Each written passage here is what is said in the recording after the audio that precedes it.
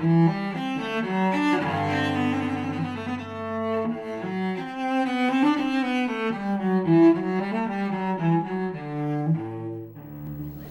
everybody. Sorry I'm late, but I was told there was plenty of food to keep you out.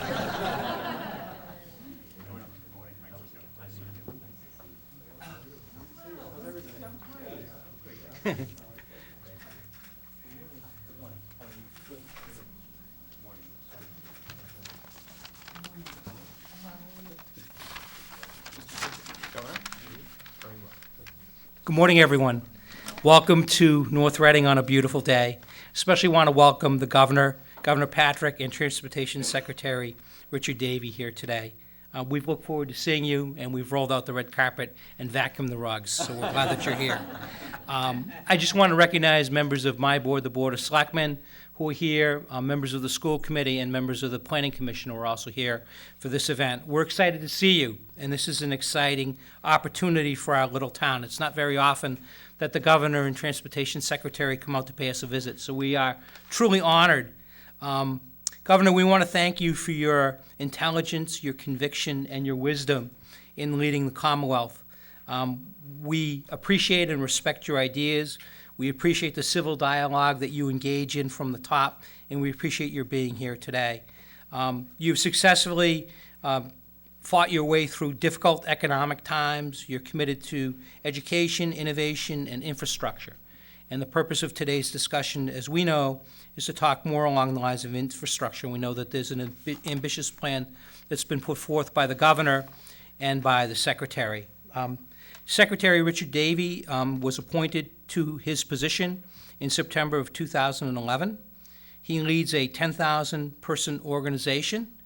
Its mission is to provide safe and reliable transportation and strategic investment in infrastructure. He was a former former general manager of the MBTA, and as I understand, the MBTA reports to him. So it's a very large and responsible proposal that he does have. He was named as part of the Boston Business Journal as one of the top leaders under age 40. So it's nice to have a young man with new ideas on board here. And Years ago, he's not under.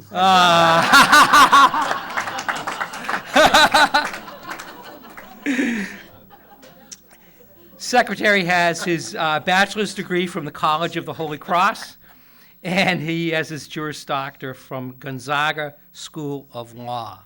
You're a proud member of the Volunteer Corps, and you and your wife live in Boston, and he doesn't have a car. So we think that it's pretty encouraging that the Secretary of Transportation doesn't have a vehicle. It's a way of the future and a trend. So without taking up too much time, I'm going to turn it over to the Secretary and to the Governor, and appreciate you being here.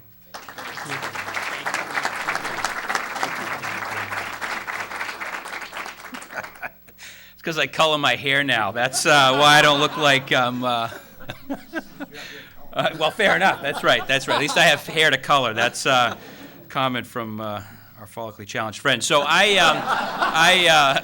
first, on behalf of the Governor, and I'm going to speak briefly because we want to hear from the Governor, we're happy to be here today in North Reading. Thank you for hosting us to talk about the growth and opportunity agenda that this administration has put out. I'm going to talk briefly about transportation and what that means for this region and, frankly, for this town.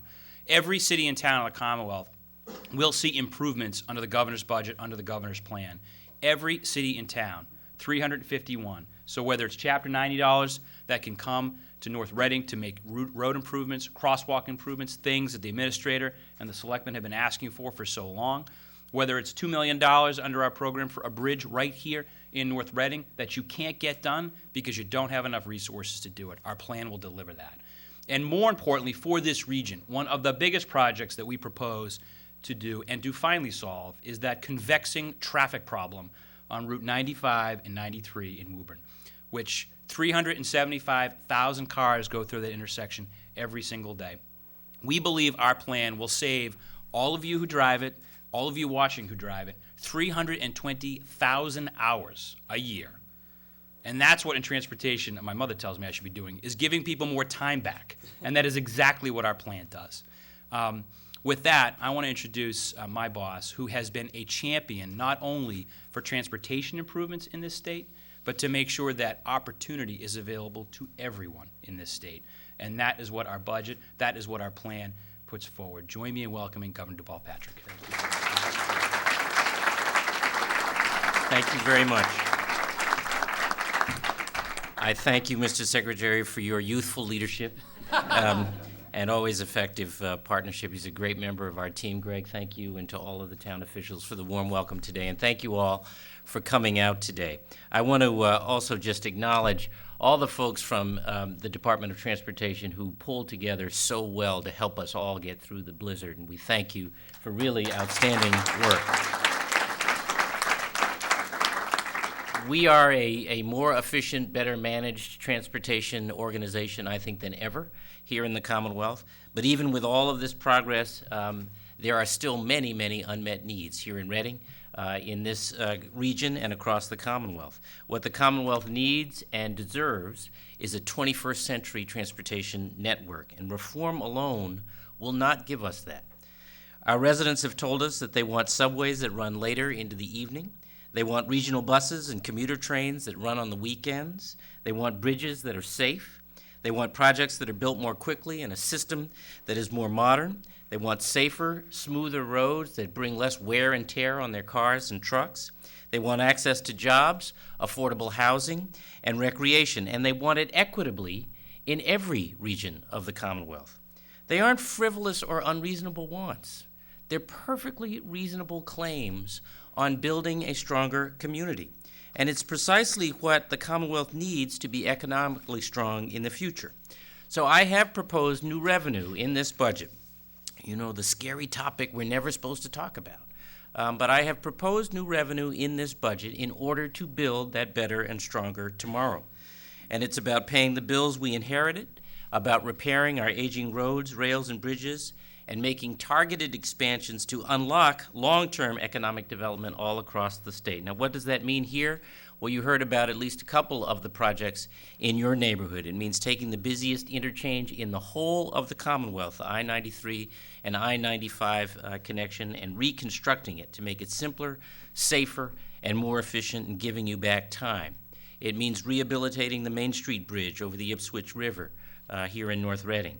It means adding an additional $100 million to the annual Chapter 90 formula for cities and towns to develop a more robust plan for repairing and rebuilding our own roads and bridges. And it's not really a breakout idea.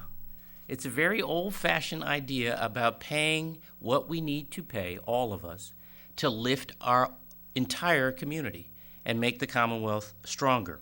We have the highway and subway system we have today because our grandparents decided that if everyone made modest sacrifices in their time, it would be better for us today. And it seems to me we, in our time, have to be about that same kind of vision. What is our responsibility right now for a better tomorrow? At some point in my generation, in this baby boom generation, we seem to have lost our grip on that.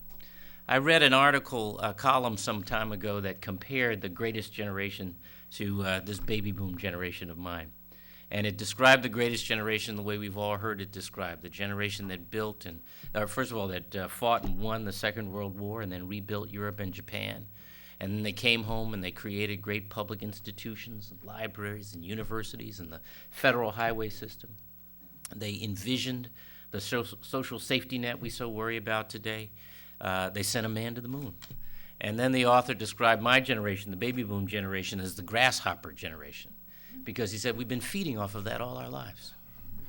I mean, this notion of generational responsibility that we, in our time, are supposed to do what's necessary to make things better for tomorrow is something every one of us was taught by our grandparents. Every single one of us. And somehow it's leaked out of the way it's leaked out of our commerce, it's leaked out of the way we govern. We govern for the next election cycle, the next news cycle, and not the next generation. And so I am asking all of us as a Commonwealth to have a serious, fact-based conversation, not to retreat to our usual rhetorical corners, not to run away from the kind of Commonwealth we know we want and need to be stronger, but really to engage about the choices that we can make to grow jobs, to grow opportunity, and what the implications are of choosing to do nothing. And it's in that spirit that I welcome the conversation with you and with our neighbors and citizens all across the Commonwealth. Again, Greg, thank you very much for having me today. Glad to be with you. Are you coming back to the podium? I can, yeah. Is there any questions from? Sure. Mike Lane, Lane Insurance in town. I just want to thank you, Governor, and your administration for taking the traffic off the highways on Saturday. As an insurance agency, made a great deal of progress. Well done. Well done. That's nice of you, Mike. Thank you. You can imagine we were all biting our nails well, I was biting my nails when making that decision, but I think it turned out to be a good one after all. Thank you. Thank you. Everybody good? Great. Thank you very much. Thank you, everyone. Thank you. Thank you.